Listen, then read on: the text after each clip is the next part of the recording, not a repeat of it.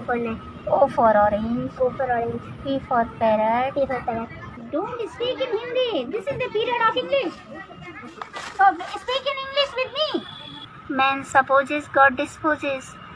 और बहुत कुछ सोचा था लाइफ में, लेकिन ऑल्सो आई कैन नॉट से कि कैसे लाइफ इतनी जल्दी स्पॉइल हो गई। प्रेजेंट में बहुत दिक्कत है, रेलवे फुटपाथों पे ऐसे ऐसे स्टेशनों पे रहना पड़ता है, बहुत विषम परिस्थितियों में रात्रि गुजारनी पड़ती है। देखा आपने, फर्राटेदार इंग्लिश बोलकर अपने बच्चे को पढ़ाई करवाती ये महिला कोई आम महिला नहीं है। ये वो हैं जिन्होंने साल 2002 में वर्तमान सांसद प्रदीप टम्टा और अजय टम्टा को चुनाव में कड़ी टक्कर दी थी। इतना ही नहीं, पूर्व केंद्रीय मंत्री और मौजूदा सांसद अजय टम्टा से 2000 वोट अधिक भी हासिल किए थे। इनका नाम है हंसी। हंसी प्रहरी कुमाऊं विश्वविद्यालय में छात्रा यूनियन की वाइस प्रेसिडेंट भी रह चुकी हैं, लेकिन समय का पहिया ऐसा घूमा कि ये मेधावी छात्रा आज अपने बेटे के साथ दर दर की ठोकरें खाने को मजबूर है।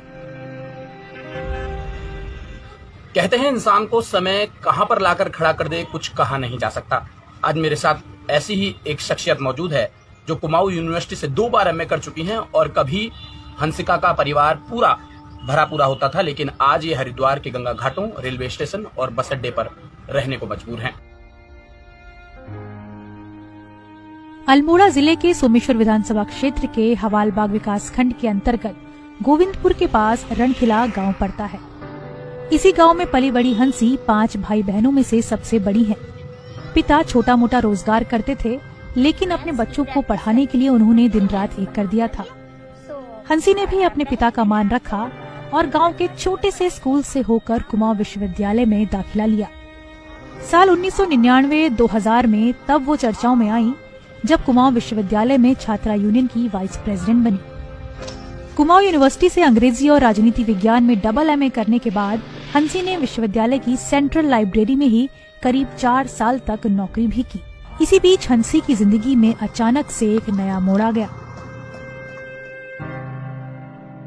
मैंने डबल एमए किया है, उसके बाद मैंने कुमाऊं यूनिवर्सिटी के जो हमारी सेंट्रल लाइब्रेरी है उसमें जॉब किया है।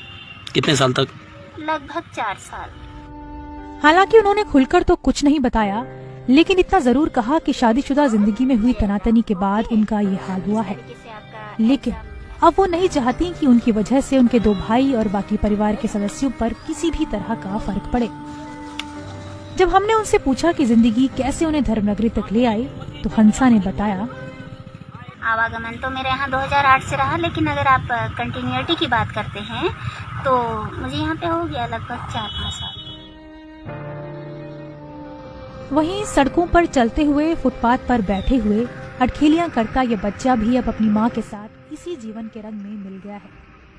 जब हमने हंसी से पूछा कि ऐसी कठिन परिस्थिति में भी बच्चे का लालन पालन और पढ़ाई कैसे हो पाती है, हंसी ने बताया, मैं इसे विद्यालय भेजती हूँ और स्कूल में मैंने इसे दाखिला दिया है। बालक को मैं एक प्रशासनिक अधिकारी तक बनाना चाहती हूँ। हंसी प्रहरी की सरकार से बस इतनी सी मांग है कि उनके सिर पर छत मुहैया करवा दी जाए। इसको लेकर वो खुद कई बार मुख्यमंत्री को पत्र भी लिख चुकी हैं, कई बार विधानसभा सचिवालय में भी चक्कर काट चुकी हैं। इस बात के दस्तावेज भी हंसी के पास मौजूद हैं। वो कहती हैं कि अगर सरकार उनकी सहायता करती है तो आज भी वो बच्चों को अच्छी शिक्षा दे सकती हैं। कुमाऊं यूनिवर्सिटी की पूर्व छात्रा रही हंसा भले ही आज जीवन के इस मुकाम पर खड़ी हों, लेकिन वो चाहती हैं कि भिक्षा मांग के ही सही वो अपने बच्चों को पढ़ा लिखा कर एक अच्छा इंसान बनाना चाहती हैं।